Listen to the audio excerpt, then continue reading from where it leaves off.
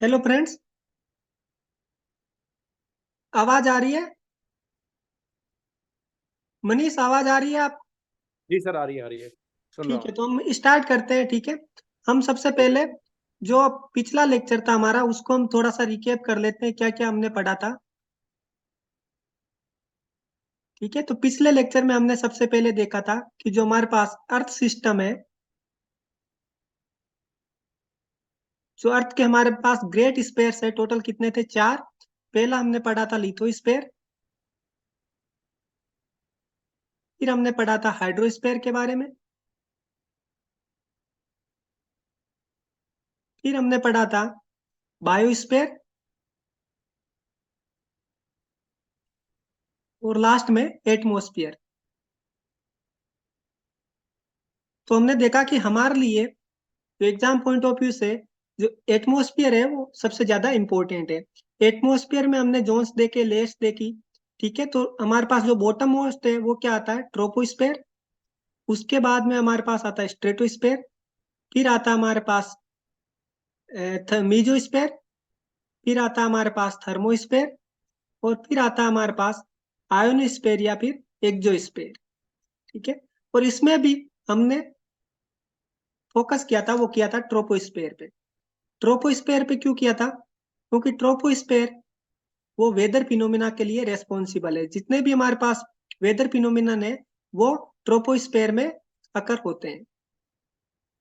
ठीक है, ट्रोपोस्फेयर में हमने ये कंसेप्ट देखा था लाप्स रेट का, कि ट्रोपोस्फेयर में अल्टीट्यूड के साथ जो टेम्परेचर है वो कम होता जाता है। ठीक है, अल्टीट्यूड के साथ क्या होता है? टेम्परेचर कम होता है, और ये जो रेट है, जिस रेट से कम होता है उसको हम बोलते हैं लाप्स रेट। ठीक है, इस पे हमने न्यूमेरिकल्स भी देखे थे।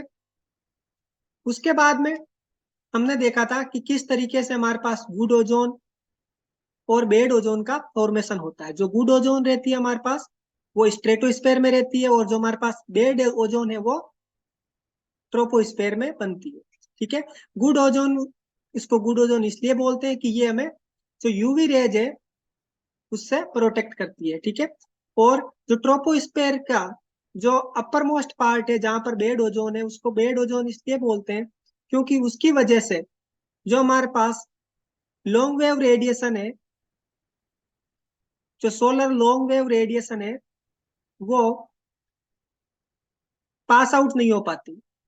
ठीक है, उस जंक्शन से पास आउट नहीं हो पाती, जिसकी वजह से वो वापस रिफ्लेक्ट कर देती है बेड ओजोन लेयर, और इसकी वजह से हमारे पास जो अर्थ का सरफेस टेम्परेचर है वो बढ़ जाता है। सरफेस टेम्परेचर बढ़ जाएगा तो फिर ग्लोबल वार्मिंग का इश्यू होता है। ठीक है, ये हमने देखा था। उसके बाद में हमने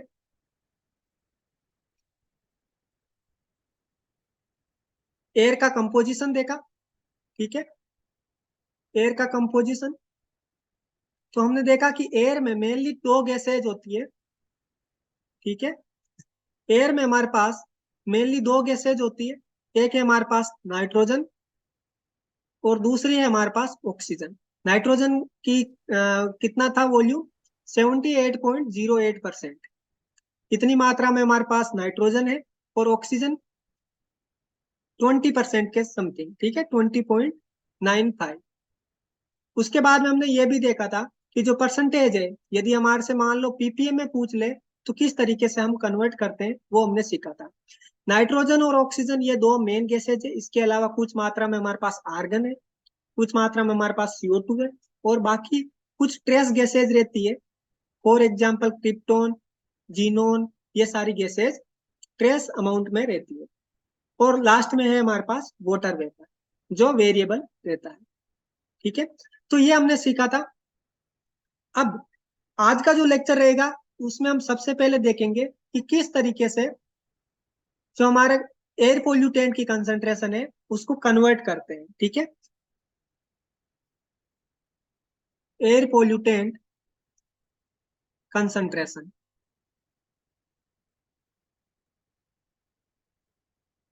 पिछले लेक्चर में हमने देखा था कि एयर पोल्यूटेंट की कंसंट्रेशन हम पीपीएम या पीपीबी या फिर microgram per metre cube milligram पर मीटर क्यूब, इस तरीके से हम डिफाइन करते हैं।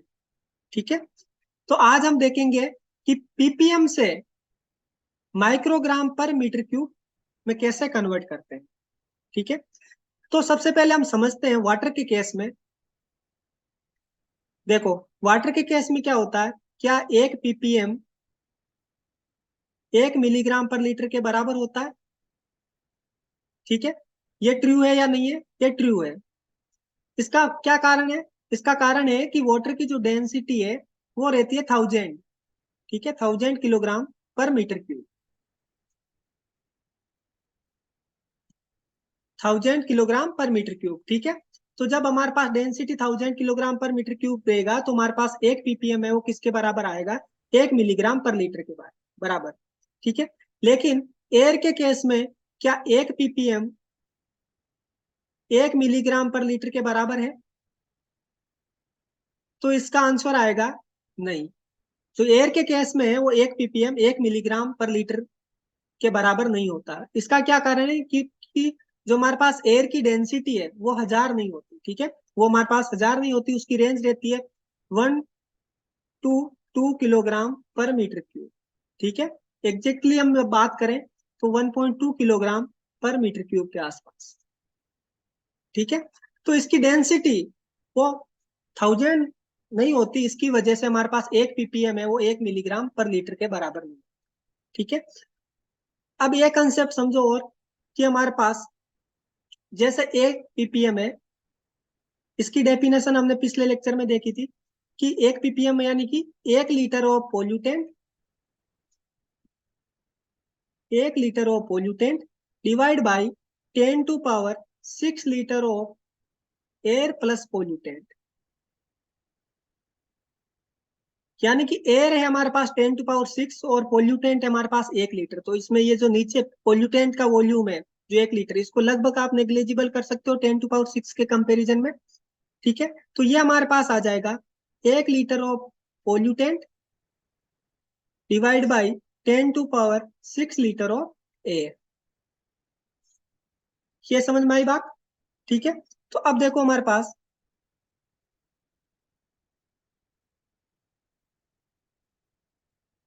एक पीपीएम हो गया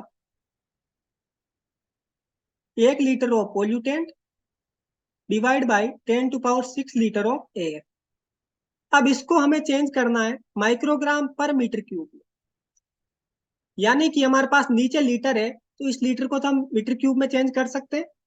ठीक है, तो नीचे का हम चेंज कर लेते हैं तो हो जाएगा हमारे पास 1 litre of pollutant divide by 10⁶ litre. Litre को मीटर क्यूब में चेंज करोगे तो कितना आ जाएगा? 10⁻³ मीटर क्यूब ऑफ एयर।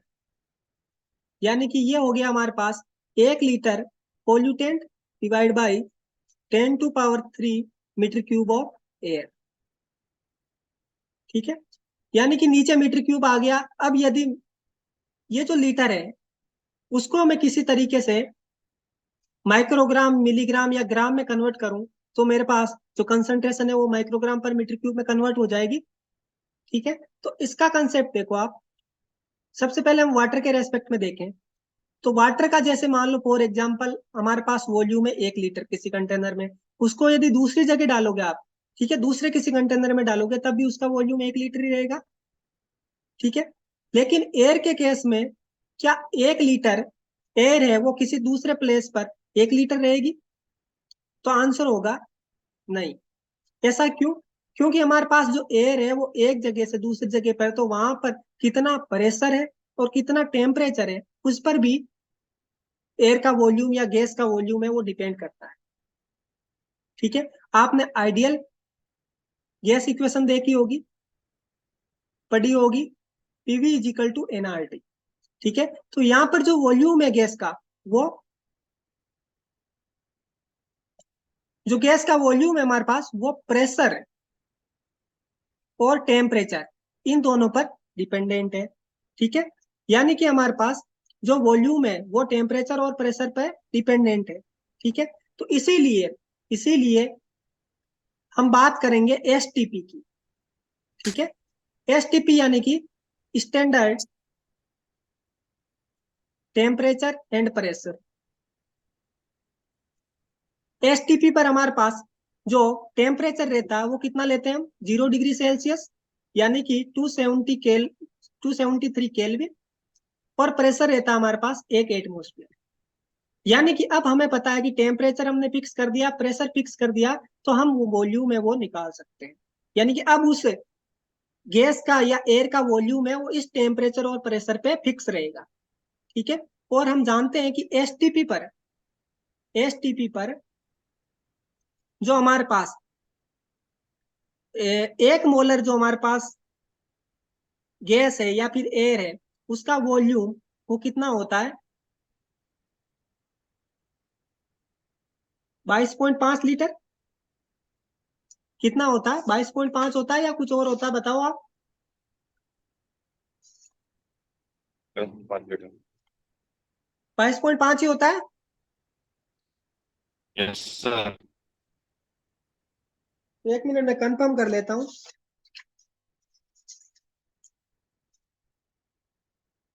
बाईस पॉइंट चार, ठीक है, 22.4 लीटर,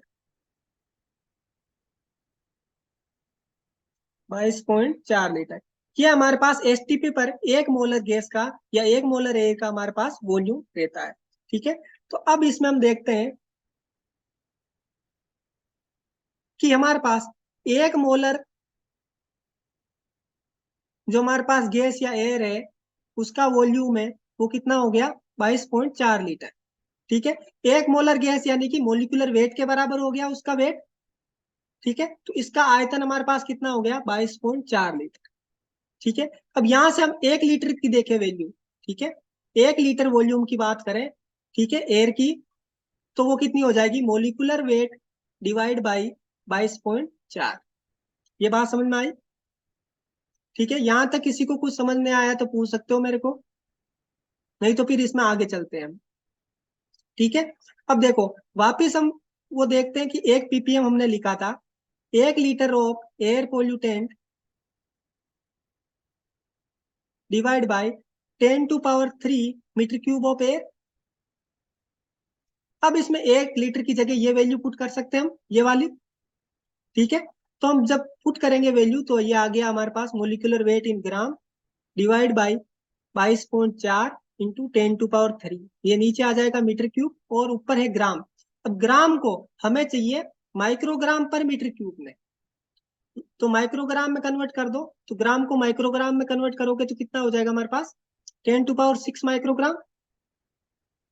ठीक है, इसको आप थोड़ा सा और सोल्व कर दो, तो molecular weight in gram into 1000 divide by 22.4 और माइक्रोग्राम पर मीटर क्यूब। ठीक है, ये 1 पीपीएम की वैल्यू आ गई। 1 पीपीएम की वैल्यू ये आ गई। अभी हमें मान लो किसी एयर पोल्यूटेंट की कंसंट्रेशन x पीपीएम दे रखी है। ठीक है, तो x पीपीएम के लिए क्या हो जाएगा, x into molecular weight in gram into ये 1000 बाई 22.4 करो, कितना आ रहा है, क्या आ जाएगा हमारे पास 44.64 44.64 आ जाएगा हमारे पास। ठीक है, माइक्रोग्राम पर मीटर क्यूब। यहां तक बात समझ में आई। तो ये हमारे पास लास्ट एक फॉर्मूला है जिससे हम जो कंसंट्रेशन है वो पीपीएम से माइक्रोग्राम पर मीटर क्यूब में कन्वर्ट कर सकते हैं। लेकिन ध्यान रहे कि हमारे को पता है कि ये सिर्फ कहां पर है वैलिड, सिर्फ एसटीपी पर, यानी कि टेम्परेचर कितना होना चाहिए, 0 डिग्री सेल्सियस या 273 केल्विन, और टेम्परेचर प्रेशर कितना रहना चाहिए, 1 एटमोस्फियर। ठीक है, ये यदि कंडीशन दी हुई है तो हमें जो एक्स पीपीएम है उसको इस तरीके से हम कन्वर्ट कर सकते हैं। ठीक है, अब यदि एसटीपी की जगह एनटीपी पर पूछे तब हम क्या करेंगे। ठीक है, एनटीपी पर, ठीक है, एनटीपी यानी कि नॉर्मल टेम्परेचर एंड प्रेशर। ठीक है, तो इस पे हम टेम्परेचर कितना लेते हैं, 25 डिग्री सेल्सियस। ठीक है, यानी कि 298 केल्विन, और प्रेशर हो गया हमारे पास 1 एटमोस्फियर। ठीक है, तो अब इसके लिए भी हमें जो इक्वेशन है वो डेराइव करनी है। ठीक है, तो हम सिंपल इसमें कोरिलेशन यूज कर लेते हैं, पीवी इजिकल टू एनआरटी से, पीवी इजिकल टू एनआरटी से। अब देखो कि प्रेशर है वो एसटीपी और एनटीपी दोनों पर ही एक ही है। ठीक है, N और R ये किसी गैस के लिए दोनों क्या है, कांस्टेंट है, ठीक है। यानी कि हम लिख सकते हैं V1 by V2 is equal to T1 by T2, ठीक है। V1 मान लो हमें एनटीपी पर पता करना, एनटीपी पर हमें पता करना है, ठीक है। V2 हो गया हमारे पास, ये हो गया हमारे पास एसटीपी पर, ठीक है। T1 हो गया हमारे पास एनटीपी पर, और T2 हो गया हमारे पास एसटीपी पर, ठीक है। तो T1 एनटीपी पर हमारे पास है, वो T1 कितना है, वो है 298 केल्विन, और T2 एसटीपी पर कितना था, 273 केल्विन, ठीक है। और हम मान लें कि 1 मीटर क्यूब एयर के लिए हम पता करना चाह रहे हैं, एयर पोल्यूटेंट के लिए, ठीक है। यानी कि V1 की V2 की वैल्यू कितनी ले लें, 1 मीटर क्यूब, ठीक है। तो जब हम इसको सॉल्व करेंगे तो एनटीपी पर हमारे पास आ जाएगा 298 डिवाइड बाई 273 इंटू 1, तो ये आ जाएगा लगभग हमारे पास 1.09 मीटर क्यूब, 1.09 मीटर क्यूब, ठीक है। यानी कि हमारे पास एसटीपी पर किसी गैस का जो वॉल्यूम है वो 1 मीटर क्यूब था, तो उसी गैस का वॉल्यूम है वो एनटीपी पर कितना हो जाएगा, 1.09 मीटर क्यूब, ठीक है। तो एसटीपी पर हमने फॉर्मूला जो डेराइव किया था वो आया था x ppm is equal to x into molecular weight in gram into 44.64, ठीक है। यह आया था हमारे पास माइक्रोग्राम पर मीटर क्यूब में, माइक्रोग्राम पर मीटर क्यूब में आया था, ठीक है। तो 1 मीटर क्यूब के लिए ये था, ठीक है। अब हमारे पास यहाँ पे वॉल्यूम है वो एनटीपी पर इतना है, तो इसके लिए निकालेंगे हम, तो किस तरीके से हो जाएगा, x into molecular weight into 44.64 divide by 1.09। इसको थोड़ा सा और सोल्व कर लो तो आ जाएगा हमारे पास फाइनल इक्वेशन आ जाएगी 40.95, ठीक है, माइक्रोग्राम पर मीटर, ठीक है। तो ये जो दो हमारे पास लास्ट में फॉर्मूले आए हैं ये हमें याद रखना है, ठीक है। इस पे सिंपल जो न्यूमेरिकल्स है वो आते हैं, 2020 का जो एग्जाम हुआ था उसमें भी पूछा गया, और उससे पहले जो 2016 का एग्जाम हुआ था उसमें भी इस पे क्वेश्चन है वो पूछा गया था, ठीक है। तो इस पे हम सबसे पहले एक बार फॉर्मूला नोट कर लेते हैं, और उसके बाद में एक दो जिसके न्यूमेरिकल सोल्व करते हैं ताकि इसमें और हमें क्लियरिटी आए, ठीक है। तो एसटीपी यानी कि टेम्परेचर हो गया हमारे पास 0 डिग्री सेल्सियस, और प्रेशर हो गया हमारे पास 1 एटमोस्फियर। इस कंडीशन पे हमारे पास जो वॉल्यूम है, जो हमारे पास कंसंट्रेशन है एयर पोल्यूटेंट की, वो एक्स पीपीएम इजिकल टू, इसको यदि माइक्रोग्राम में कन्वर्ट करना है तो हमारे पास क्या फॉर्मूला है, x into molecular weight in gram into 44.64 44.64 microgram per metre, ठीक है। और एनटीपी पर हमने फॉर्मूला देखा कि जब टेम्परेचर हमारे पास 25 डिग्री सेल्सियस और प्रेशर हमारे पास 1 एटमोस्फियर हो, ठीक है, तो इस केस में हमारे पास एक्स पीपीएम इजिकल टू हो जाएगा x into molecular weight in gram into 40.95 microgram per metre cube, ठीक है। ये दो फॉर्मूले आपको याद रहने चाहिए, ठीक है। आप डेरिवेशन चलो आपको याद रहे या ना रहे, ठीक है, वो समझना जरूरी था, लेकिन एक बार आपने यदि डेरिवेशन समझ लिया तो आपका लास्ट जो फोकस है वो इन दो फॉर्मूलों पर रहना चाहिए, ठीक है।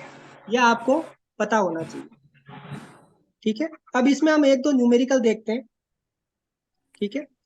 इसमें एक दो हम न्यूमेरिकल देखते हैं, तो सबसे पहले मैं वो न्यूमेरिकल डिस्कस करता हूँ जो आपके एग्जाम में आया हुआ था, ठीक है।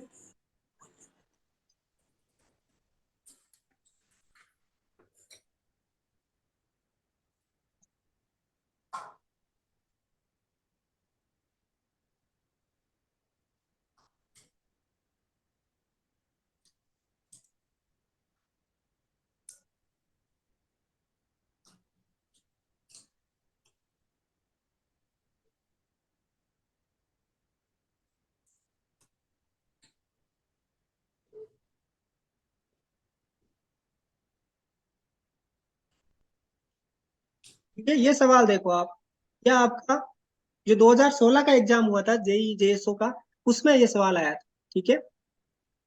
तो इसमें देखो आप क्या दे रखा है हमारे पास, a power plant releases SO2 in ambient air if the concentration of SO2 is 50 ppb।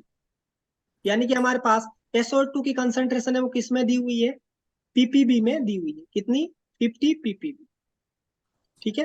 तो what is the concentration of SO2 in terms of microgram per metre cube. ठीक है, इसको हमें चेंज करना है माइक्रोग्राम पर मीटर क्यूब में। Condition हमें दे रखी है 25 डिग्री सेल्सियस और 1 एटमॉस्फेयर प्रेशर, यानी कि ये STP की है या फिर NTP की है। ठीक है, ये कंडीशन किसकी हो गई, ये कंडीशन हो गई हमारे पास NTP की। ठीक है, और इसमें मोलिकुलर वेट हमें दे रखा है। ठीक है, तो हमें पता है कि NTP पर x ppm is equal to होता है x into molecular weight in gram into 40.95, ठीक है, माइक्रोग्राम पर मीटर क्यूब। ठीक है, यानी कि हमें कंसंट्रेशन है वो पहले एक बार ppb से ppm में कन्वर्ट कर लो और उसके बाद में इस फॉर्मूले में पुट कर लो, तो हमारे पास आ जाएगा माइक्रोग्राम पर मीटर क्यूब में कंसंट्रेशन आ जाएगा। ठीक है, अब मुझे आप बताओ कि 1 ppm में होता है हमारे पास 1 litre of air pollutant divide by 10⁶ litre of air, और पीपीपी में हमारे पास होता है 1 litre of air pollutant divide by 10⁹ litre of air. ठीक है, तो इसको आप कन्वर्ट कर सकते हो, इसको आप कन्वर्ट कर सकते हो। ये आप माइक बंद कर लीजिए जिसका भी चालू है।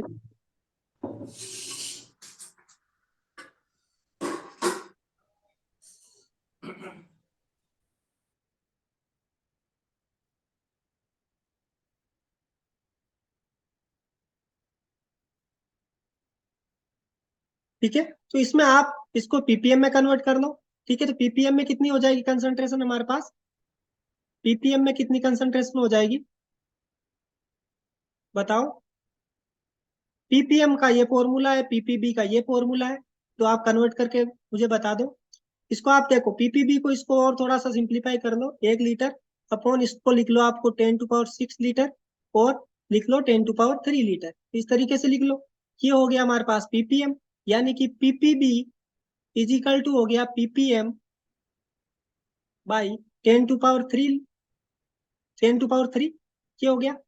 पीपीबी कितना दे रखा है 50, तो इधर भी 50 से मल्टीप्लाई कर दो, इधर भी 50 से मल्टीप्लाई कर दो, यानी कि पीपीएम में कंसंट्रेशन कितनी आ गई 50/1000, ये हो गई हमारे पास पीपीएम। ठीक है, यानी कि हमें ये आ गई हमारे पास एक्स की वैल्यू 50/1000, ये क्या हो गया हमारे पास एक्स की वैल्यू आ गई। एक्स की वैल्यू इसमें आप पुट कर दो। ठीक है,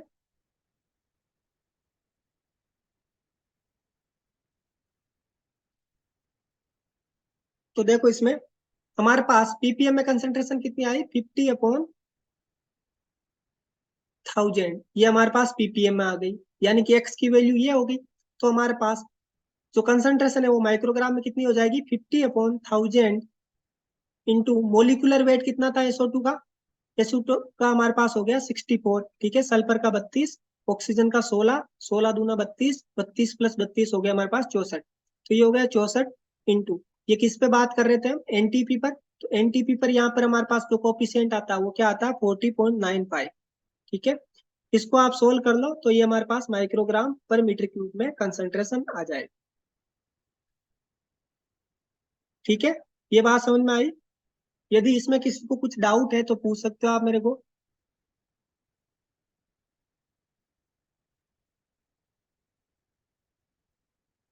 इसमें किसी को कुछ डाउट है तो पूछ सकते हो, नहीं तो फिर मैं आगे चलता हूँ। ठीक है, तो इसमें हम एक न्यूमेरिकल और डिस्कस करते हैं। फॉर एग्जाम्पल हमारे पास सीओ है, हमारे पास एयर पोल्यूटेंट क्या है सीओ है, और इसकी कंसंट्रेशन है 2% बाई वॉल्यूम, क्या है 2% बाई वॉल्यूम। ठीक है, और मैं बात कर रहा हूँ फॉर एग्जाम्पल मैं आपसे पूछ रहा हूँ कि एसटीपी पर हमारे पास इसकी जो कंसंट्रेशन है वो माइक्रोग्राम मीटर पर मीटर क्यूब में क्या होगी, ये मेरे पास न्यूमेरिकल। ठीक है, तो इसको किस तरीके से अप्रोच करना है, तो सबसे पहले आप देखो कि यदि मेरे पास 100%, यदि मेरे पास 100% एयर पोल्यूटेंट होता, 100% सीओ होता, तो उसका मतलब उसमें मेरे पास कंसंट्रेशन कितनी होती 10⁶ पीपीएम। इस फॉर्मूले से देखो कि 1 पीपीएम इज इक्वल टू है हमारे पास 1 litre of air pollutant divide by 10⁶ litre of air. ठीक है, यानी कि हमारे पास जो 1 लीटर ये पूरा होता तो हमारे पास इसमें कंसंट्रेशन कितनी होती 10⁶ पीपीएम। ठीक है, अब यहाँ पर हमारे पास ये 100% की वैल्यू 10⁶ के बराबर हो गई तो 1 की निकाल लो, तो ये हो गया हमारे पास 10⁶ डिवाइड बाई 100। और हमारे पास सवाल में वो 2% दे रखा है तो 2 से मल्टीप्लाई कर दो। ये हमारे पास आ गया पीपीएम में कंसंट्रेशन। पीपीएम में कंसंट्रेशन आने के बाद में ये सवाल इजी हो गया। फिर तो आपको फॉर्मूला पता है, एसटीपी पर क्या होता है, एसटीपी पर होता है x ppm is equal to x into molecular weight in gram into 44.64 microgram per metre. ठीक है, यहाँ एक्स की वैल्यू ये पुट कर दो, ये पूरी की पूरी पुट कर दो, 10⁶ डिवाइड बाई 100 इंटू 2। और मोलिकुलर वेट कितना हो गया सीओ का, 12 प्लस 16, ये कितना हो गया हमारे पास 28। ठीक है, तो ये हमारे पास यहाँ पर हो गया 28 इंटू 44.64। इसको सोल्व कर लो तो हमारे पास कंसंट्रेशन आ जाएगी किसमें, माइक्रोग्राम पर मीटर क्यूब। ठीक है, तो अब मेरे अनुसार आपके जो यूनिट कन्वर्जन का है वो कंसेप्ट क्लियर हो गया होगा। ठीक है, तो इस टाइप के क्वेश्चन से वो एग्जाम में पूछे जा सकते हैं। ठीक है, और पूछे भी गए थे। तो इसमें आपको थोड़ा सा प्रैक्टिस करने की जरूरत है, प्लस ये जो 2 फॉर्मूले मैंने बताए एसटीपी और एनटीपी पर, आपके सवाल में ये 2 ही आएंगे। ठीक है, इसके अलावा भी आ जाए तो आप डेरिवेशन से उसका निकाल सकते हो। फॉर एग्जाम्पल आपको मान लो 25 डिग्री सेल्सियस की जगह आपसे 30 डिग्री सेल्सियस का पूछ लिया। ठीक है, तो उसमें क्या करोगे आप, आपको 25 का पता है तो आप V1/T1 इजिकल टू V2/T2 करके निकाल सकते हो। वो फैक्टर निकाल लो कि वॉल्यूम कितना आया और उस वॉल्यूम से उसको डिवाइड कर दो तो नया फॉर्मूला हो जाएगा। ठीक है, तो इसमें कोई प्रॉब्लम हमें अब नहीं आएगी। ठीक है, अब हम आगे चालू करते हैं हम एयर पोल्यूशन के बारे में।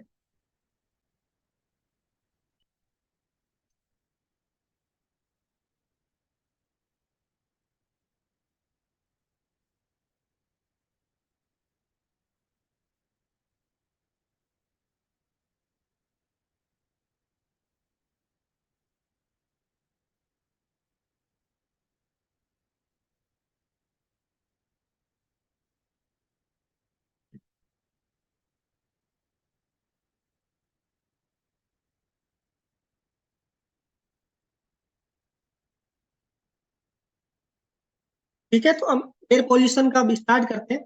सबसे पहले है हमारे पास एयर पोल्यूशन की डेफिनेशन क्या है। ठीक है, एयर पोल्यूशन की हमारे पास क्या डेफिनेशन है, इसमें 1 मिनट में इसका कर्सर लेता हूँ थोड़ा।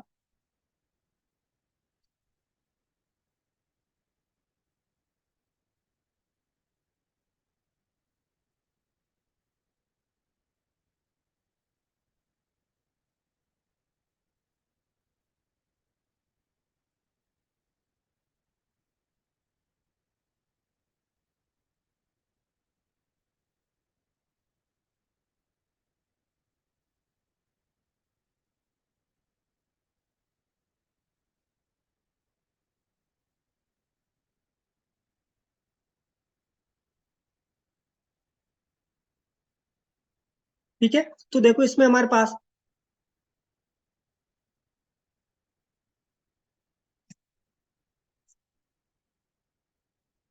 1 मिनट, थोड़ा ये इसमें पेन मार्कर नहीं आ रहा है, इसका मैं थोड़ा देखता हूँ सेटिंग।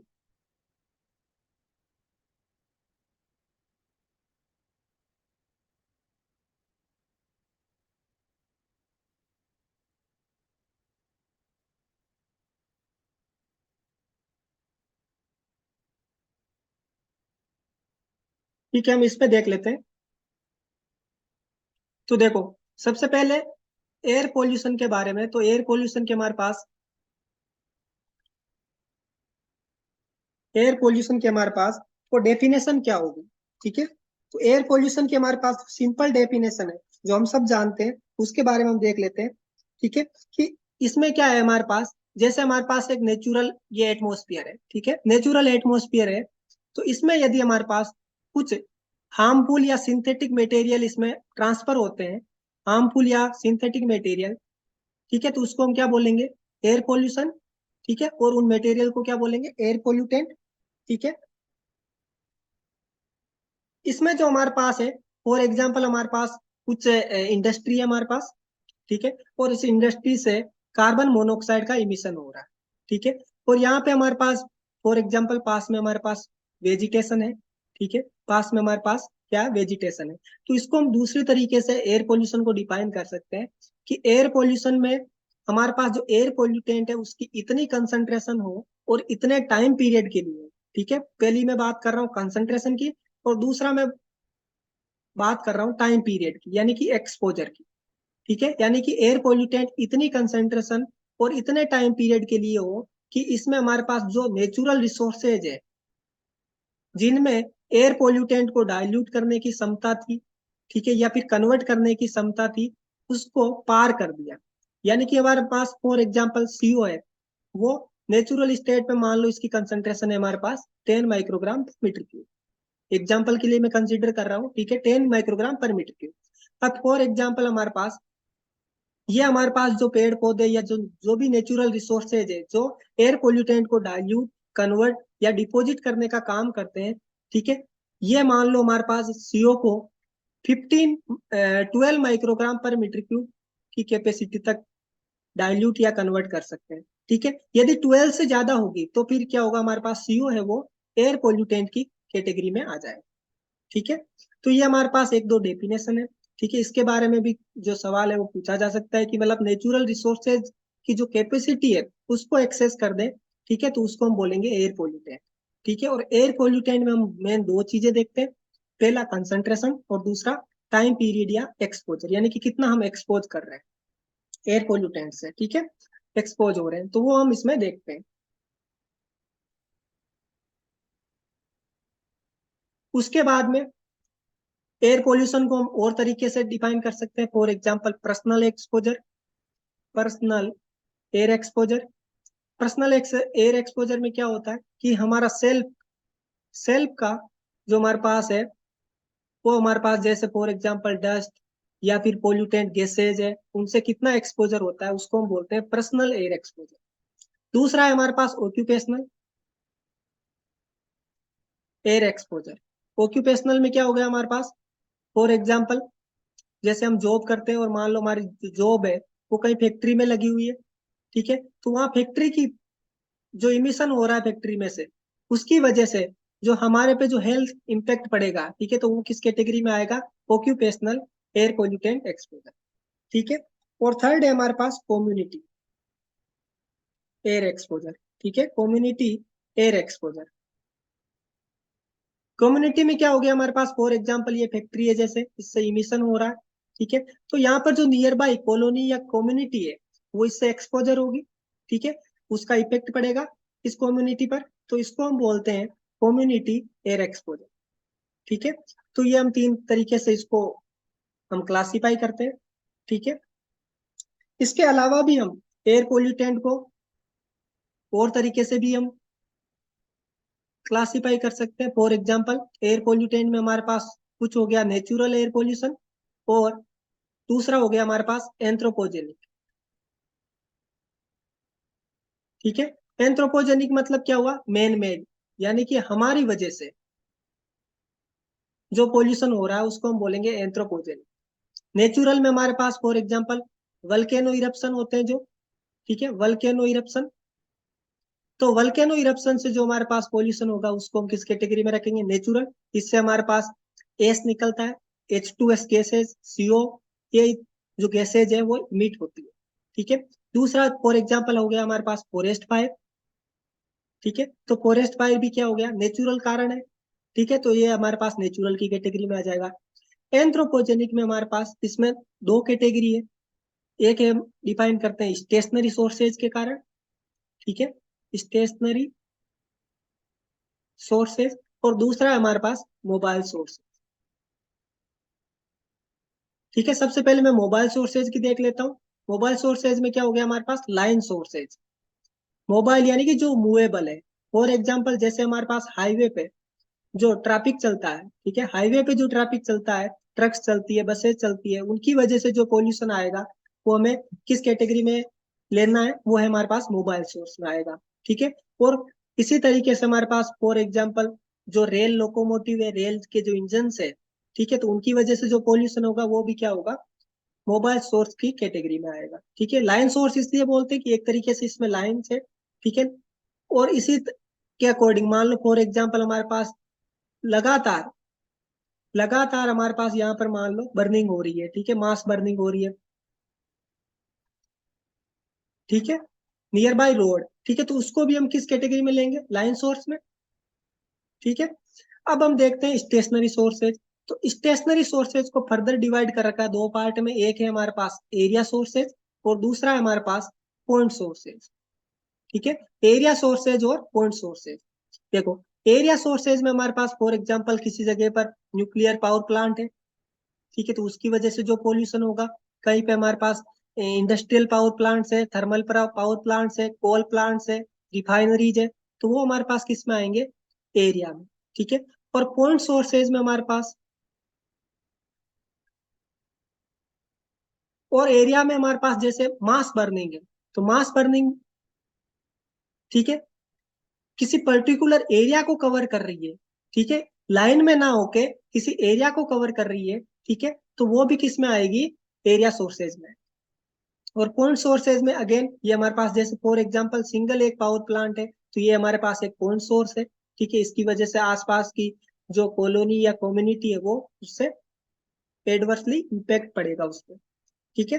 तो ये हमारे पास एयर पोल्यूशन को कैटेगराइज करने का दूसरा तरीका था, ठीक। लेकिन जो सबसे इम्पोर्टेंट तरीका है,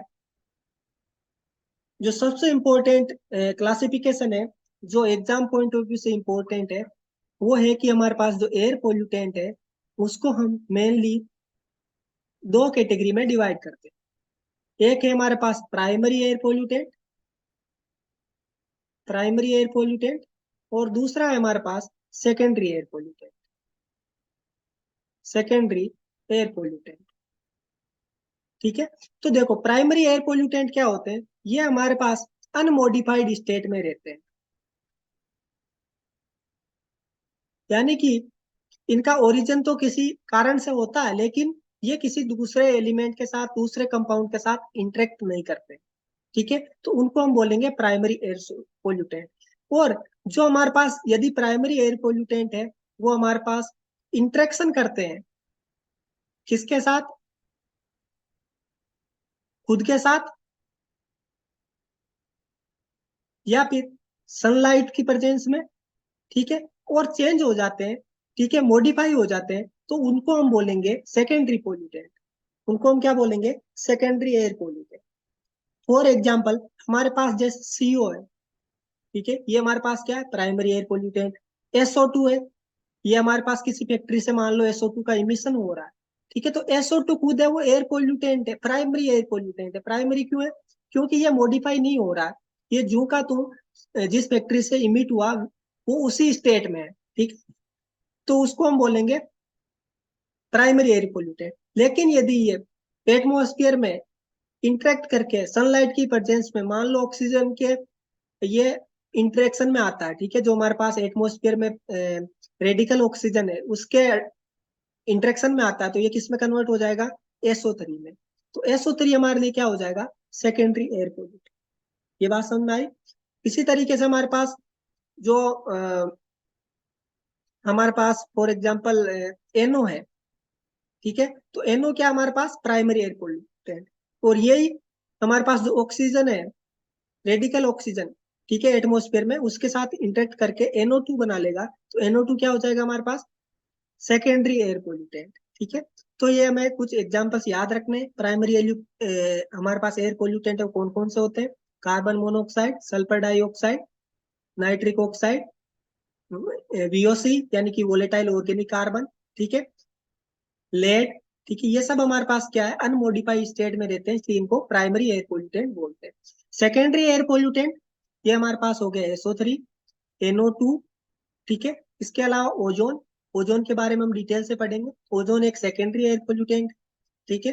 फॉर्मेल्डिहाइड, पेन, पेन यानी कि पर ऑक्सी एसिटिल नाइट्रेट, ठीक है। इसके अलावा हमारे पास मैंने बताया आपको फॉर्मेल्डिहाइड, ये हमारे पास क्या है, सारे सेकेंडरी एयर पोल्यूटेंट, ठीक है। तो इनके एग्जाम्पल से आपसे पूछा जा सकता है कि जो निम्न में से कौन सा है वो प्राइमरी एयर पोल्यूटेंट है, कौन सा सेकेंडरी एयर पोल्यूटेंट है, ठीक है, तो इस टाइप की क्वेश्चन है वो पूछे जा सकते हैं। अब 1 by 1 इसके बारे में हम डिस्कस करते हैं। ठीक है, सबसे पहले हम आज का जो लेक्चर रहेगा वो हम पर्टिकुलेट मैटर के बारे में डिस्कस करेंगे। और जो हमारे पास पर्टिकुलेट मैटर है,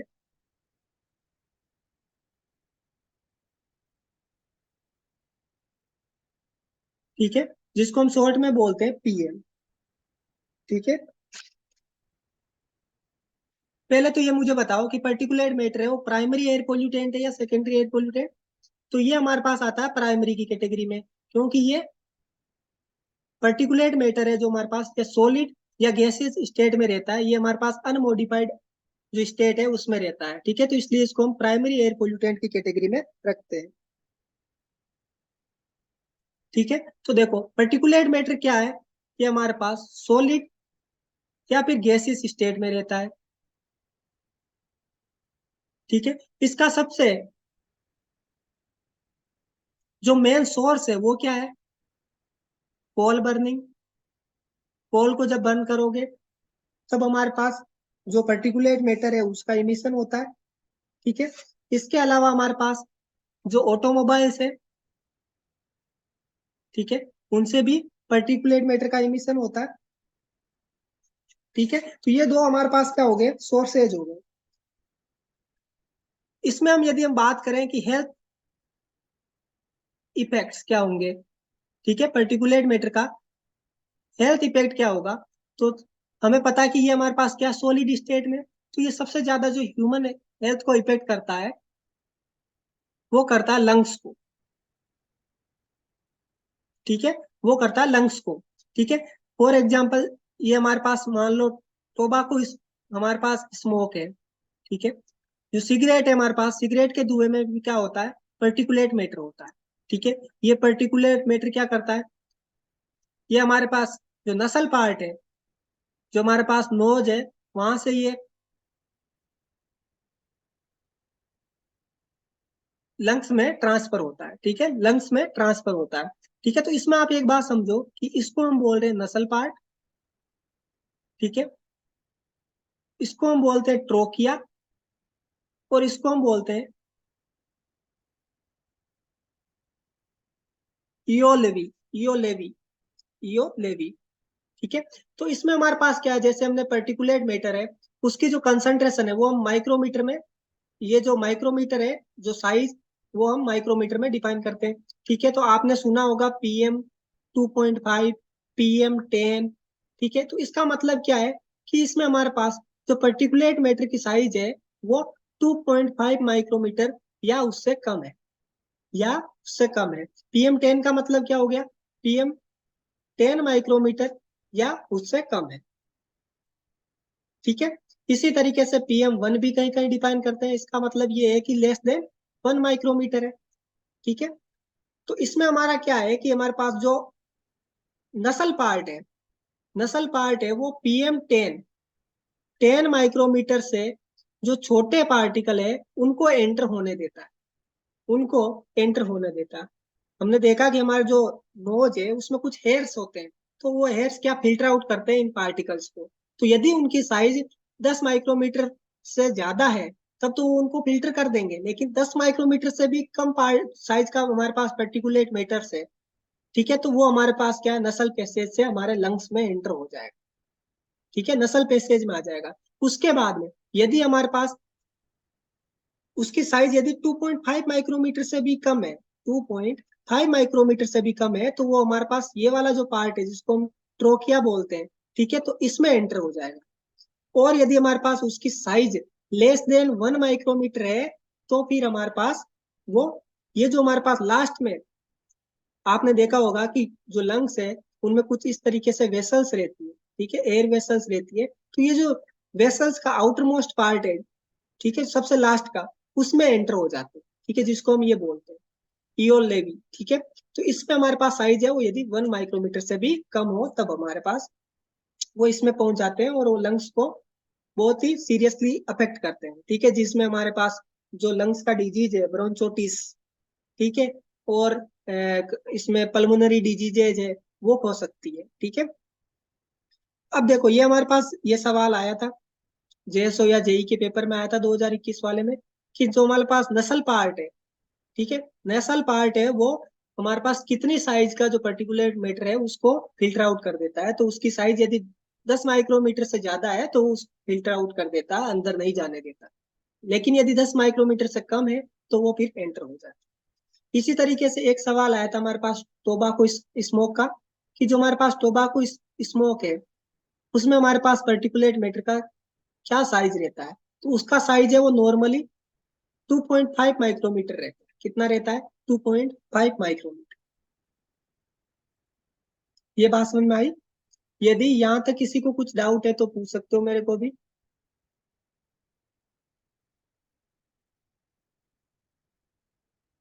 यहाँ तक किसी को कुछ डाउट है तो पूछ सकते हो, नहीं तो फिर मैं आगे और बताता हूँ आपको। तो देखो, अब हमने देखा जो पर्टिकुलेट मैटर है हमारे पास वो सॉलिड स्टेट में होते हैं, ठीक है, जिनकी साइज है वो माइक्रोमीटर में हम डिफाइन करते हैं। यानी कि सॉलिड में, अब फॉर एग्जांपल ये हमारे पास मान लो कोल प्लांट है, ठीक है, ये हमारे पास कोल प्लांट है, इससे पर्टिकुलेट मैटर का इमिशन हो रहा है, ठीक है। पर्टिकुलेट मैटर की प्रॉपर्टी ये है कि ये हमारे पास कुछ टाइम के बाद में क्या होगा, ये धीरे धीरे सेटल होगा, ठीक है। तो ये सेटल होगा तो उसके लिए हमें सेटलिंग वेलोसिटी है वो हम डिफाइन करते हैं। सेटलिंग वेलोसिटी है वो हम डिफाइन करते हैं, ठीक है। तो सेटलिंग वेलोसिटी में हमने स्टोक्स लॉ पढ़ा होगा, ठीक है, स्टोक्स लॉ। ये स्टोक्स लॉ क्या कहता है? ये रिनोल्ड नंबर पहले डिफाइन करते हैं हम, जैसे R R is equal to कितना हो गया, rho v d by mu, ठीक है। म्यू किसका? ये हमारे पास एयर का, ठीक है। ये हमारे पास जो पर्टिकुलेट मैटर है उसका डाया हो गया, ठीक है। ये वेलोसिटी हो गई एयर की, और ये हमारे पास हो गया उसकी डेंसिटी है, ठीक है। तो इससे हमारे पास जो टर्मिनल वेलोसिटी निकल के आती है वो कितनी आती है, g by 18 mu rho of air minus rho of pollutant into diameter of particle या पोल्यूटेंट का स्क्वायर, ठीक है। तो इससे हम डिफाइन करते हैं। तो यदि हमारे पास कोई पर्टिकुलेट मैटर दिया हुआ है, ठीक है, उसकी डेंसिटी हमें पता है, उसका डायमीटर दिया हुआ है, ठीक है, तो हम टर्मिनल वेलोसिटी उसकी बता सकते हैं कि किस रेट से, किस वेलोसिटी से वो धीरे धीरे यहाँ पे सरफेस पे नीचे डिपोजिट होना स्टार्ट होगा, ठीक है। इसमें हम आगे पढ़ते हैं, ठीक है। डायामीटर की बात करते हैं। डायामीटर, तो जो हमारे पास एयर पोल्यूटेंट के केस में जो हम डायमीटर डिफाइन करते हैं उसका नाम है एरोडायनेमिक डायमीटर। Aerodynamic diameter. तो देखो, एरोडायनेमिक डायमीटर हम क्यों डिफाइन करते हैं, ठीक है, तो इसका आप कारण समझो। इसका क्या कारण है? तो देखो, यदि हमारे पास कोई स्पेरिकल पार्टिकल है, ठीक है, तो उसका डायमीटर तो ये हमारे पास सिंपल डी हो जाएगा। लेकिन हम यदि हमारे पास जो पर्टिकुलेट मैटर है वो यदि इरेगुलर साइज का है, ठीक है, तो उसका हम किस तरीके से डायमीटर डिफाइन करेंगे? वो सिंपल डायमीटर डी के बराबर तो नहीं हो सकता, ठीक है। हमें कौन सी डायमेंशन लेंगे, ये लेंगे या फिर ये लेंगे, ठीक है। तो इसमें हमारे को बहुत सारा कंफ्यूजन होता है। दूसरा, यदि हमारे पास सेम साइज का भी है, यदि हमारे पास सेम शेप या साइज का, इस तरीके से हमारे पास ये दोनों की साइज क्या है, सेम है, लेकिन फिर भी यदि इन दो, जो हमारे पास ये पर्टिकुलेट मैटर या एयर पोल्यूटेंट है, ये इनकी यदि हमारे पास केमिकल कंपोजिशन है, वो दोनों का क्या है, मान लो अलग हो गया, वो क्या है, अलग है, ठीक है, वो क्या है, अलग है। तो केमिकल कंपोजिशन अलग है तो उसकी वजह से क्या होगा, डेंसिटी इसकी इसकी मान लो रो वन डेंसिटी है, इसकी रो टू है, ठीक है। तो रो वन और रो टू है वो दोनों बराबर नहीं, ठीक है। तो एक तो हमारे पास शेप जो इनकी इरेगुलर होती है, दूसरा डेंसिटी का भी डिफरेंस रहता है, ठीक है। तो इस कंफ्यूजन को बचने के लिए हमारे पास साइंटिस्ट ने कौन सी टर्म डिफाइन की, एरोडायनेमिक डायमीटर। एरोडायनेमिक डायमीटर क्या होता है? एरोडायनेमिक डायमीटर एक स्पेरिकल हमारे पास, एक मान लो हमारे पास ये पर्टिकुलेट मैटर है और दूसरा यही इसी का मान लो स्पेरिकल पार्ट पोर्शन है, यानी कि स्पेरिकल है तो इसका मान लो डायमीटर डी है, ठीक है। तो यानी कि aerodynamic diameter d aerodynamic is equal to हो गया डी स्पेरिकल, या इसी को बोलते हैं स्टोक्स डायमीटर, ठीक है, into under root of rho p. यानी कि हमारे पास जो डेंसिटी का डिफरेंस है उसको हमने कंसिडरेशन में ले लिया, ठीक है। तो ये हमारे पास एरोडायनेमिक डायमीटर निकालने का फॉर्मूला हो गया, ठीक है, जिसमें हमने जो डेंसिटी है उसका भी कंसिडरेशन ले लिया, ठीक है। और इसमें हम इसकी यदि डेफिनेशन बात करें तो ये इक्विवेलेंट है एक स्पेरिकल, जो हमारे पास स्पेरिकल यदि ये पर्टिकुलेट मैटर होता तो उसके डायमीटर के बराबर है, बशर्ते है कि ये जो स्पेरिकल हमारे पास पार्टिकल है ये भी उसी तरीके से बिहेव करे जिस तरीके से ये जो हमारे पास ओरिजिनल पर्टिकुलेट मैटर का जो पार्टिकल है वो बिहेव कर रहा था, ठीक है। इनका दोनों का जो बिहेवियर है वो क्या रहना चाहिए, सेम रहना चाहिए। बिहेवियर किसमें, एयर में या फिर फ्लूइड में, ठीक है। बिहेवियर के बारे में बात करूं तो मतलब कि इनकी टर्मिनल वेलोसिटी है, सेटलिंग वेलोसिटी, वो दोनों की क्या रहनी चाहिए, सेम रहनी चाहिए, ठीक है। तो ये इंपॉर्टेंट है, आपको ये फॉर्मूला याद रखना है, ठीक है। तो ये हमने एरोडायनेमिक डायमीटर के बारे में पढ़ा। अब एक कंसेप्ट हम और पढ़ते हैं,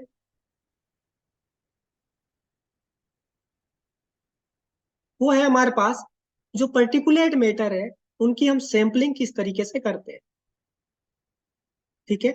ये हमारे लिए इंपॉर्टेंट है। क्यों है इंपॉर्टेंट, क्योंकि 2016 2021 दोनों पेपर में इससे रिलेटेड जो न्यूमेरिकल्स है वो पूछे जाते हैं, ठीक है, पूछे गए थे।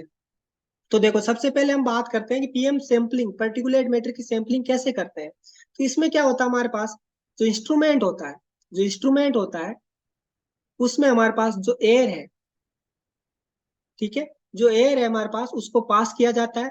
तो एयर में हमारे पास पर्टिकुलेट मैटर भी होगा प्लस अदर हमारे पास पोल्यूटेंट्स भी होंगे,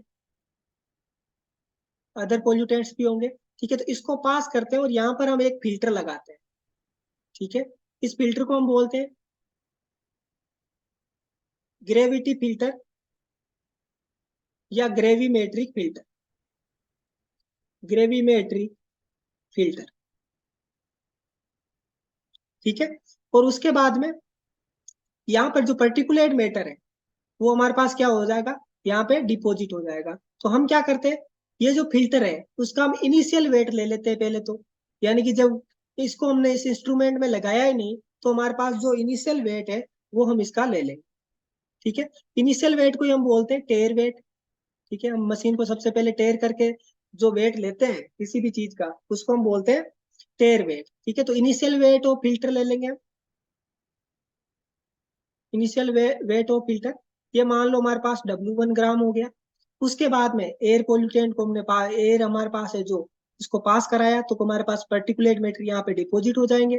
और कुछ समय के बाद फॉर एग्जाम्पल हमने टी टाइम के लिए इसको चलाया, टी टाइम के लिए एयर का फ्लो किया यहाँ से, ठीक है। तो टी टाइम के बाद में जो हमारे पास फाइनल वेट है वो फिल्टर का ले लेंगे हम, फाइनल वेट ऑफ फिल्टर, ठीक है। ये हमारे पास कितना हो गया, W2 ग्राम, ठीक है।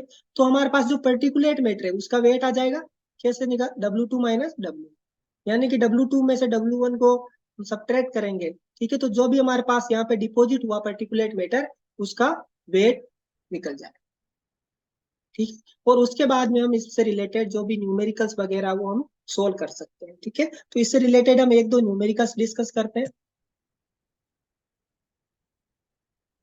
सबसे पहले इसमें एक कंसेप्ट सीखो कि हमारे पास फॉर एग्जांपल एयर का फ्लो रेट दे रखा है, जो एयर पास हो रही थी उसका मान लो फ्लो रेट दे रखा है।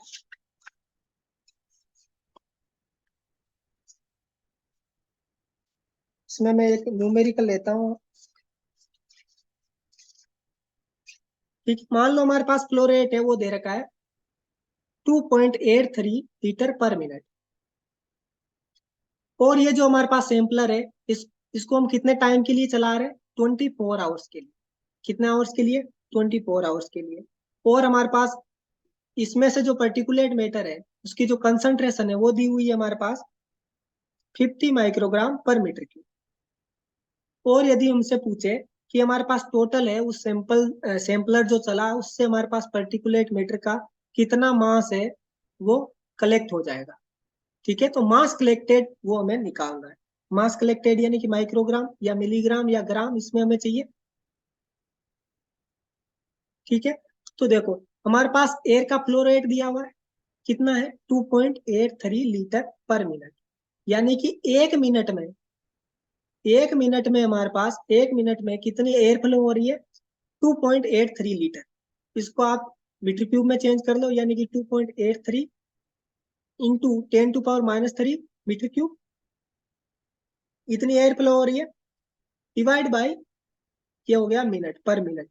अब देखो ये एक मिनट में इतनी हो रही है, सैंपलर चला कितना 24 आवर्स। ठीक है, तो आप इसको पहले तो आवर्स में चेंज कर लो मिनट को। ये कैसे करो, ये हम ऊपर लिख लो हमारे पास 60 मिनट और नीचे लिख लो 1 आवर। ठीक है, ये दोनों एक ही है। ठीक है, 1 hour is equal to 60 minute. ठीक है, तो यहाँ मिनट से मिनट कैंसिल हो जाएगा, तो ये तो हमारे पास आवर में आ गया। लेकिन जो टोटल सैंपलर है वो कितना चला 24 आवर्स। ठीक है, तो ये हमारे पास जो कंसेंट्रेशन है, ये जो हमारे पास एयर का जो फ्लो रेट है वो आ जाएगा हमारे पास, किस में आ जाएगा। अब देखो यहाँ आवर से आवर भी कैंसिल हो जाएगा, यानी कि फ्लो रेट की जगह ये क्या आ जाएगा हमारे पास, एयर का वॉल्यूम। एयर का वॉल्यूम हमारे पास किस में आ जाएगा, मीटर क्यूब में आ जाएगा। यानी कि इतना एयर है वो पास किया। अब इतना एयर पास किया और इसमें हमारे पास PM10 कितना था, उसकी कंसेंट्रेशन कितनी थी, 50 माइक्रोग्राम पर मीटर क्यूब। यानी कि यदि ये जो हमारे पास आया, इसको मैं 50 माइक्रोग्राम पर मीटर क्यूब से मल्टीप्लाई कर दूं, तो मीटर क्यूब से मीटर क्यूब कैंसिल हो जाएगा, और ये जो भी हमारे पास मास कलेक्ट हुआ का PM10 का, ठीक है, वो यहाँ से निकल के आ जाएगा। ठीक है, किस तरीके से जो हमारे पास न्यूमेरिकल है उनको हमें स्टार्ट करना है, इनिशिएट करना है, वो तरीका हमारे पास इस तरीके से रहता है। ठीक है, कुछ नहीं कर रहे हम, बस यूनिट बैलेंस कर रहे हैं, और जिस टाइप से क्वेश्चन में पूछ रखा है उस टाइप से हम सोल्व करते हैं। ठीक है, तो इसमें हम एक एग्जांपल लेते हैं जो पिछले एग्जाम में आया था।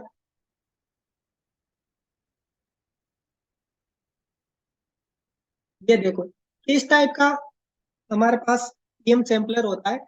यहाँ से हमारे पास, यहाँ से एयर पास होती है। ठीक है, यहाँ फिल्टर लगा हुआ है। उसके बाद में ये हमारे पास पर्टिकुलेट मैटर है वो यहाँ पर हमारे पास डिपोजिट हो जाता है, और बाकी की एयर यहाँ से पार एग्जॉस्ट में निकल जाती है। ठीक है,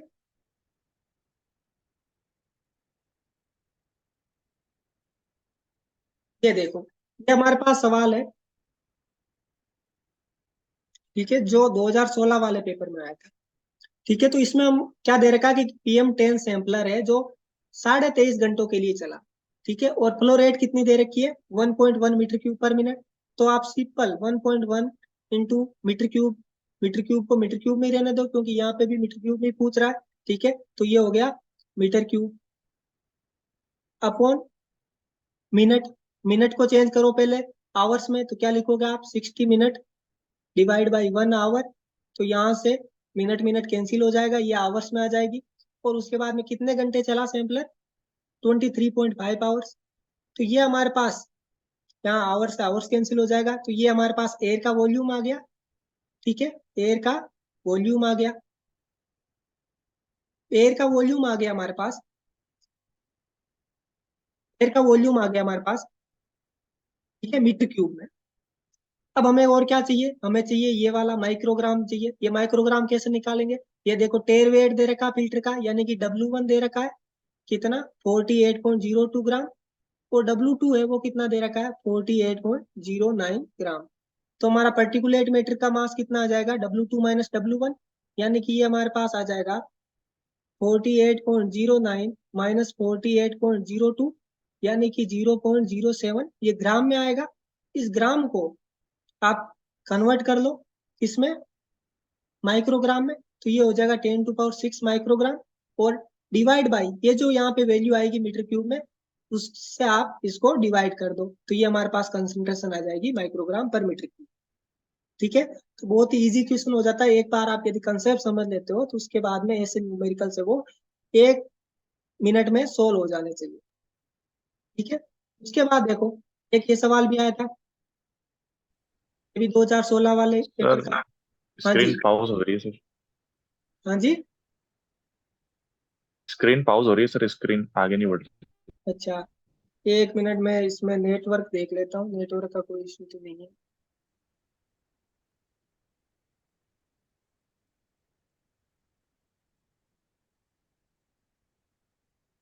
अब व्हाइट बोर्ड आ रहा है? हाँ सर, अब आ गया। ठीक है, तो मैं एक बार वापस शेयर कर देता हूँ स्क्रीन। ये देखो अब आ गया। हाँ सर। ठीक है, तो देखो अब एक सवाल ये हाँ, और अब आया। बोला मैं, तो इसमें क्या है कि हमारे पास PM 2.5 है। ये PM 2.5 की कंसंट्रेशन है वो दे रखी है 60 माइक्रोग्राम पर मीटर क्यूब। ठीक है, और इसमें दे बताना है हमारे पास कि PM 2.5 का जो डोज है वो कितना होगा। किसमें पूछा है? ग्राम पर किलोग्राम डे, इसमें पूछा हमें। ठीक है, और ये और दे रखा है हमारे कि एवरेज वेट है पर्सन का वो 60 kg है, और जो एक आदमी है वो डेली 20 मीटर क्यूब एयर है वो ब्रीथ करता है। ठीक है, तो इसमें आप जस्ट यूनिट बैलेंस कर लो।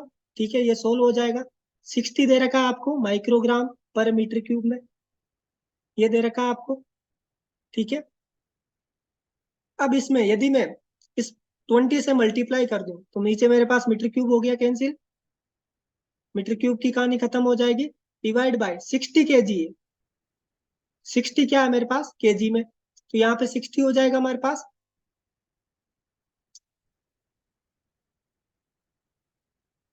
एक मिनट,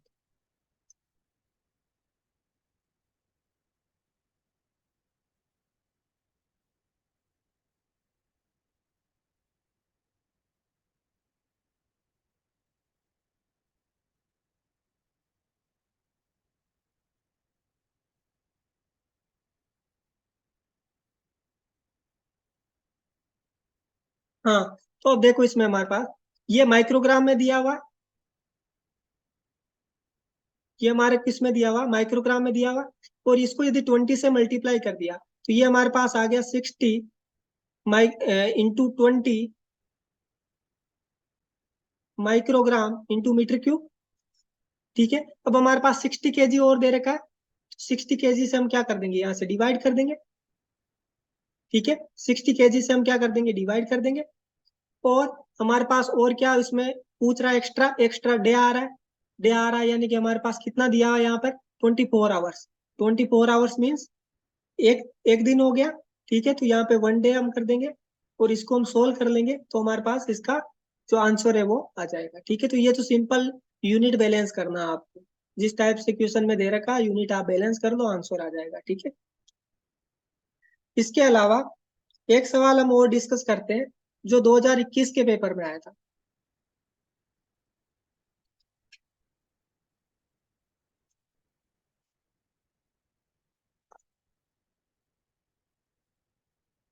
हाँ, 2021 में सिंपल क्वेश्चन था। ठीक है, जो हमने अभी डिस्कस किया भी था। इसमें क्या है कि एक PM10 सैंपलर है, PM10 सैंपलर वो 24 आवर्स के लिए चलता है।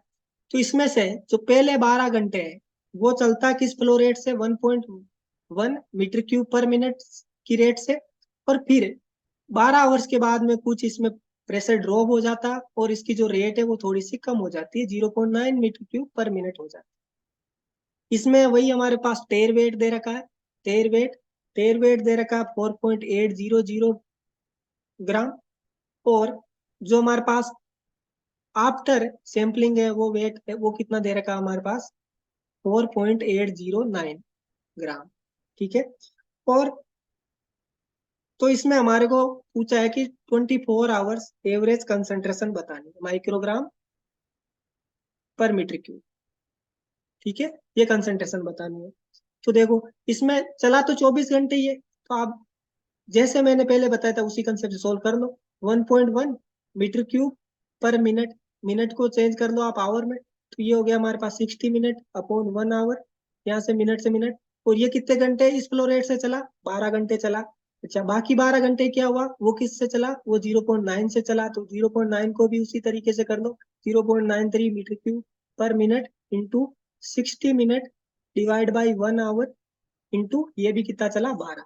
तो यहाँ से हमारे पास क्या आ जाएगा, एयर का क्या आ जाएगा, वॉल्यूम आ जाएगा। एयर का वॉल्यूम आ गया, एयर का वॉल्यूम आने के बाद ये किस में आ गया, मीटर क्यूब में आ गया। और यहाँ पे हमें चाहिए माइक्रोग्राम पर मीटर क्यूब में कंसंट्रेशन, मीटर क्यूब तो यहाँ पुट कर देना जो भी वैल्यू आए, और माइक्रोग्राम वाली कैसे निकालोगे, ये हमें वेट दे रखे हैं, ठीक है। तो यहाँ पे हमारे पास जो वेट होगा पर्टिकुलेट मैटर का वो कितना हो जाएगा, ऊपर वाले ये माइनस कर दो, 4.809 माइनस 4.800, ठीक है। तो ये आ जाएगा हमारे पास 0.009 ग्राम।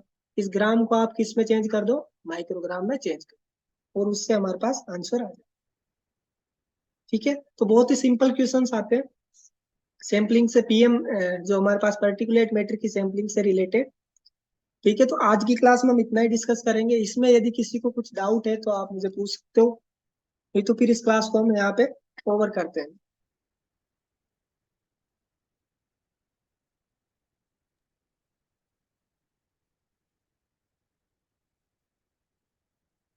Rajesh, Adarsh, Manish, no Ritu, doubt sir. आज जो कंसेप्ट बताए वो क्लियर हो गए। Yes sir. हाँ, तो इसमें क्या थोड़ा सा आपको प्रैक्टिस करने की जरूरत है। आप इसमें न्यूमेरिकल्स जो एग्जाम में आ रखे हैं उनके आप पहले कंसेप्ट देख के और उसके बाद में प्रैक्टिस करो। जितना जल्दी आप उसमें प्रैक्टिस, जितनी ज्यादा प्रैक्टिस करोगे उतना ही जल्दी क्या होगा, फिर आंसर निकलेगा, ठीक है। आप कहीं पे बीच में रुक रहे हो तो एक दो बार रुकोगे कि यहाँ मुझे नहीं समझ में आ रहा, फिर धीरे धीरे उसी टाइप के क्वेश्चंस आप 2 से 3 बार प्रैक्टिस कर लोगे तो फिर वो क्वेश्चंस आपके कभी गलत नहीं होंगे, ठीक है। और जो सर न्यूमेरिकल पोर्शन है वो बहुत वेटेज रखता है, क्योंकि जो ज्यादातर जो लोग हैं वो न्यूमेरिकल पोर्शन को छोड़ देते हैं, और स्पेशली इस एग्जाम में, क्योंकि इसमें थोड़े से जो हमारे पास न्यूमेरिकल्स है वो हाई लेवल के आते हैं, एमएससी या एमटेक लेवल के रहते हैं। बीटेक में या हम जो बीएससी में पढ़ते हैं वो इग्नोर होते हैं इसमें, ठीक है। इसमें थोड़े से हाई लेवल के पूछे जाते हैं, लेकिन कंसेप्ट यदि हम समझ लेते हैं तो फिर कोई दिक्कत नहीं आती। हाँ बताइए। सर प्रैक्टिस करने के लिए हमारे पास न्यूमेरिकल है ही नहीं सर, इसको कहाँ से प्रैक्टिस करें? मतलब आप प्रोवाइड करा सकते हो ऐसे क्वेश्चंस? हाँ, मैं क्वेश्चंस जो है वो जैसे ऐप पे तो इसमें प्रीवियस ईयर्स के वगैरह वो मैं नोट्स अपलोड कर चुका हूँ, तो वहां से आप देख सकते हो। और अदरवाइज इसके जो आप प्रीवियस ईयर्स के जो पेपर है 2016 और 21, उसको आप रेफरेंस मानते हो, उसमें जो क्वेश्चंस आ रखे हैं वो आप एक प्रैक्टिस कर लो, ठीक है। इसके अलावा मैं कल आपको एक बुक बता दूंगा, ठीक है। उस बुक को आप, ये उसकी पीडीएफ है वो आप डाउनलोड कर लेना, और उसके बाद में उससे भी क्वेश्चन है वो प्रैक्टिस कर सकते हो, ठीक है। हाँ सर। लेकिन हमें ज्यादा डिटेल में भी नहीं जाना, जैसे बुक में बुक तो क्या बता देना। बहुत सारे टाइप्स के होते हैं तो कंफ्यूजिंग भी होते हैं कुछ, ठीक है। तो हमारे पास यदि एक कंसेप्ट है वो यदि हमने बनाया और उसके बाद में उससे रिलेटेड क्वेश्चन नहीं हुए तो फिर हम डिमोरलाइज होते हैं, ठीक है। तो हमें जो इस एग्जाम में किस टाइप के क्वेश्चंस पूछे जा सकते हैं उसका तो सबसे अच्छा आईना है वो आपके प्रीवियस ईयर्स के पेपर, ठीक है। आप हाँ सर देखो वो तो। जो 2021 का पेपर हुआ था उसमें 2016 के कम से कम 10% जो क्वेश्चन, 10 से 15% क्वेश्चन है वो रिपीट हुए थे। Yes sir yes. आप देख सकते हो, पेपर उठा लेना। और यदि अब इसमें आपके पास क्वेश्चंस हो गए टोटल 120 × 4, यानी कि 480 क्वेश्चंस जो आपने बोर्ड बोर्ड ने आपको दिए हैं प्रीवियस ईयर्स के। आप यदि उनकी अच्छे से प्रैक्टिस कर लेते हो तो आपसे 20 से 25% क्वेश्चंस तो डायरेक्टली आपको वहीं से मिलेगा, 20 से 25% डायरेक्टली। तो जैसे मैं इसकी एक बात करूं, ये आपको मैं बताना भी था। एक सवाल है हमारे पास, ये सवाल 2016 में भी आया था और अभी 2021 के भी पेपर में आया था, जेएसओ या जेई वाले में, कि एक पर्टिकुलर कंट्रोल सिस्टम है हमारे पास, उसमें PM 2.5 और PM 10 का जो रेशियो है वो पहले था 0.5, और अब कितना हो गया ये रेशियो, अब ये हो गया हमारे पास रेशियो हाँ सर आया था ये तो 2021 में। 16 में भी आया और वापस रिपीट हो गया 21 में आ गया। और सवाल है नहीं कुछ, हाँ सर। बच्चों का सवाल है क्या है कि भाई रेशियो बढ़ गया, ये रेशियो बढ़ गया, रेशियो बढ़ गया यानी कि ऊपर वाली चीज तो क्या हुई है, बड़ी होगी, या फिर हाँ नीचे वाली चीज नीचे है वाली कम हुई होगी। कम हुई होगी। नीचे वाली कम हुई यानी कि PM 10 है वो क्या हो गया, कम हो गया। यानी कि इसमें से कोर्स कौन सा है, फाइन कौन सा था, फाइन तो ये है 2.5 माइक्रोन वाला, 2.5 माइक्रोन वाला, ये हो गया हमारे पास कोर्स पार्टिकल। ये बड़े है ना, 2.5 माइक्रोन से तो हम्म। बड़े, 10 माइक्रोन के। तो ये क्या हो गए, कम हो गए, कम हो गए मतलब क्या हुआ, रिमूव हो गए, ठीक है। तो ये बस एक लॉजिकल सवाल था, इसमें कोई कंसेप्ट भी नहीं लग रहा था, ठीक है, लेकिन यही सवाल वापस रिपीट होते जा रहे हैं। तो यदि आप प्रीवियस ईयर क्वेश्चंस की प्रैक्टिस कर लोगे तो उसमें काफी जो क्वेश्चंस हैं वो वापस रिपीट होंगे, ठीक है, कंसेप्चुअल कंसेप्ट्स भी रिपीट होंगे और कुछ ज्यों के त्यों वापस आ जाएंगे, अच्छा। ठीक है। तो आप अपनी जो प्रिपरेशन है उसको आप प्रीवियस ईयर्स के क्वेश्चंस है उससे कंपेयर करके कि हाँ ये तो मैंने टॉपिक पढ़ लिया तो इससे रिलेटेड जो क्वेश्चंस है प्रीवियस ईयर्स में वो मैं कर पा रहा हूँ, कर पा रही हूँ या नहीं। यदि कर पा रहे हो तो अच्छी बात, इसका मतलब वो आपका कंसेप्ट क्लियर है। और यदि नहीं कर पा रहे हो तो उसको थोड़ा सा वापस रिवाइज करने का और वापस प्रैक्टिस करने की जरूरत, ठीक है। तो हम ओके। क्लास में बाकी के जो हमारे पास एयर पोल्यूटेंट है, carbon monoxide, ozone, nitrous oxide, sulphur dioxide, इनके बारे में पढ़ेंगे, ठीक है। ओके। ओके। ठीक, थैंक यू वेरी ठीक है मच। सर।